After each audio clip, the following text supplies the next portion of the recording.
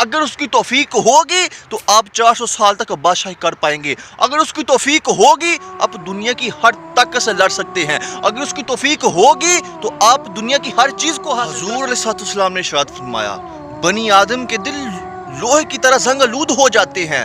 فرمایا ان کا علاج کیا ہے؟ فرمایا ان کا علاج کثرت ذکر اللہ، کثرت یاد موت اور کثرت قرآن پاک کی تلاوت ہے.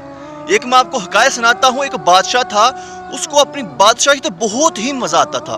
اس نے اپنی رعایا سے پوچھا کہ میں کافی لمبی کب تک بادشاہی کر پاؤں گا، کیا کوئی ایسی آپ مجھے تجویز دیں کہ میں لمبی جب تک زندہ ہوں میں بادشاہی کرتا رہوں. تو اس نے کہا ایک طریقہ ہے. لوگوں نے کہا وہ یہ کہ اللہ تعالیٰ کی نافرمانی چھوڑو اور اللہ تعالیٰ کی فرمانبرداری شروع کر دو.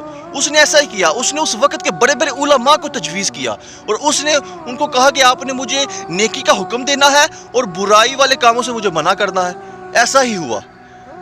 400 سال تک اس نے بادشاہی کی.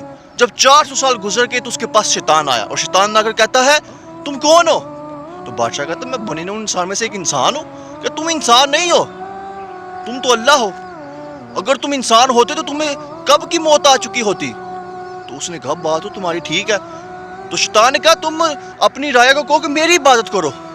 اس کے دل میں شیطان کی بات اتر گئی اور اس نے اپنی رعایا کو حکم دے دیا کہ آج کے بعد آپ نے میری عبادت کرنی ہے.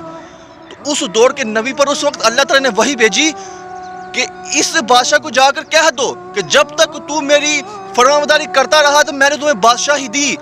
اب جب کہ تم نے میری نافرمانی شروع کر دی لہذا اب میں تم پر بخت نصر کو مسلط کر دوں گا. ایسا ہی ہوا. اس وقت بخت نصر نے اس پر حملہ کیا، غالب آ گئے، اس کی گردن اڑا دی.